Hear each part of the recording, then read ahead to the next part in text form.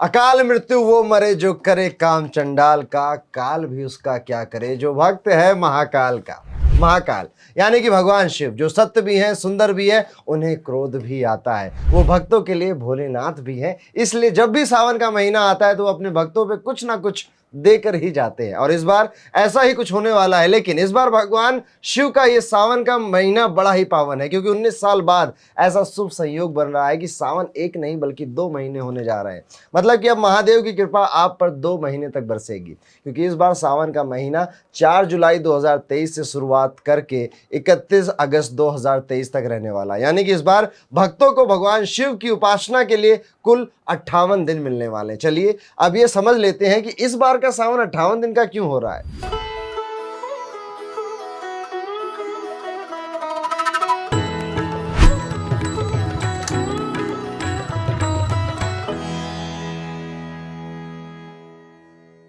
देखिए, वैदिक पंचांग की गणना सौर मास और चंद्रमास के आधार पर की जाती है। चंद्रमास 354 दिनों का होता है और सौर मास 365 दिन का होता है। ऐसे में 11 दिन का डिफरेंस आ जाता है। 3 साल के बाद ये 33 दिन हो जाते हैं टोटल में, इसलिए हम इसे अधिक मास बोलते हैं। बस इसी वजह से इस साल सावन में 1 महीना ऐड हो गया है, तो 2 महीने का ये सावन अब आपका चलेगा। यानी इस बार भोलेनाथ के भक्तों को उपासना करने के लिए 4 नहीं 8 सोमवार मिलेंगे। अब ये 8 सोमवार कब कब पड़ रहे हैं आपकी स्क्रीन के सामने पूरा लिखा हुआ है डेट के साथ, इसका एक स्क्रीनशॉट जरूर ले लीजिए।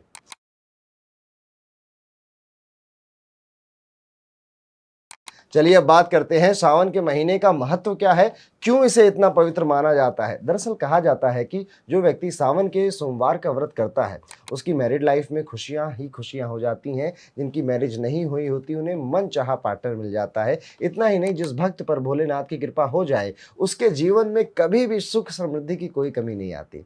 इसलिए लोग सावन के महीने में भगवान शिव पर धतूरा, बेलपत्र, चावल, चंदन और शहद चढ़ाकर उनकी आराधना, उनकी पूजा करते हैं। अब ऐसा नहीं है कि भगवान भोलेनाथ की भक्ति सिर्फ सावन के महीने में ही होती है। आप साल में हर सोमवार को इनकी आराधना कर सकते हैं, लेकिन मान्यता है कि सावन के महीने में की गई पूजा भगवान शिव तक जल्दी पहुंचती है, वो जल्दी प्रसन्न हो जाते हैं। और सावन का सोमवार का व्रत जो भी रखता है उसकी कुंडली में चंद्रमा की स्थिति मजबूत होती है, साथ ही साथ हेल्थ भी बहुत अच्छी हो जाती है। और जिनको काल सर्प दोष की समस्या उनकी कुंडली में, उन्हें भी सावन के सोमवार का व्रत जरूर रखना चाहिए। अब सावन के महीने में शिव अभिषेक का भी बड़ा महत्व है। दरअसल हमारी हिंदू धार्मिक मान्यताओं के अनुसार सावन के महीने में ही समुद्र मंथन हुआ था, जिसमें हलाहल विष निकला था। और उस हलाहल विष को दुनिया में फैलने से रोकने के लिए, दुनिया को बचाने के लिए भगवान शिव ने उसको पीकर अपने कंठ में रोक लिया था, और तभी से वो नीलकंठ भी कहलाए थे।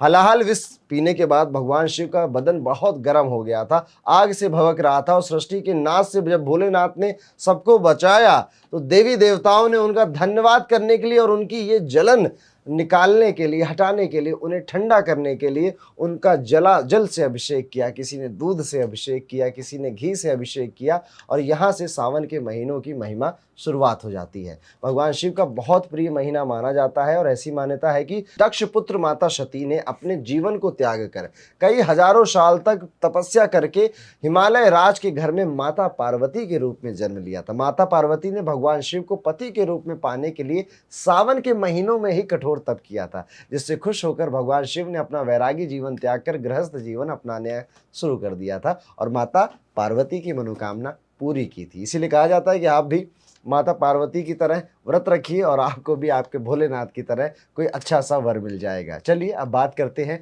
पूजा विधि की, कि कैसे आपको इस सावन में भोलेनाथ को प्रसन्न करना है। सबसे पहले तो आपको सुबह जल्दी उठकर स्नान करना है। आसपास के किसी भी शिव मंदिर में जाकर घर में ही मिट्टी का शिवलिंग बनाकर गंगा जल या दूध से शिवलिंग का अभिषेक करिए। भगवान शिव की पूजा में बेलपत्र, धतूरा, गंगाचर और दूध जरूर शामिल करिए। ये सारी चीज़ें आपको आपकी स्क्रीन पे भी दिख जाएंगी। सावन के महीने में शिव जी के जल अभिषेक के दौरान ओम नमः शिवाय इस मंत्र का जाप करिएगा। जब आप इस मंत्र का जाप कर रहे हैं तो याद रखिए, बहुत जल्दबाजी और हड़बड़ी में मत रहिए। ओम नमः शिवाय, नमः शिवाय, नमः शिवाय ऐसे मत करिए। आराम से, इत्मीनान से ओम नमः शिवाय इस तरह से इस मंत्र का जाप करिए। शिव चालीसा का भी पाठ कर सकते हैं। और पूजा के अंत में आपने सभी तरह की जो भी आपकी मनोकामनाएं हैं वो सच्चे दिल से भगवान शिव के समक्ष रख दीजिए। कोई सौदेबाजी मत करिए कि ये दे देंगे तो वो दूंगा, वो कर देंगे तो ये दूंगा। इस तरह की कोई सौदेबाजी आप भोलेनाथ के सामने मत करिएगा। ये भी माना जाता है कि सावन के महीने में विश्व का पालन करने की जिम्मेदारी वैसे तो विष्णु जी की होती है, पर विष्णु जी ये जिम्मेदारी भोलेनाथ को दे देते हैं। और वो हैं तो भोले भंडारी, सबकी मनोकामना पूरी करते हैं। तो सच्चे दिल से सावन के महीने में जो भी मांगा जाता है उस व्यक्ति को ज़रूर मिलता है। सावन के महीने से जुड़ी सभी तिथियां और क्या क्या चीज़ें आपको जानने लायक है वो सब मैंने डिस्क्रिप्शन में ऑलरेडी लिख दी है। डिस्क्रिप्शन को जाके ज़रूर पढ़िएगा। और जब डिस्क्रिप्शन पढ़ ही रहे हैं तो कमेंट करिए हर हर महादेव।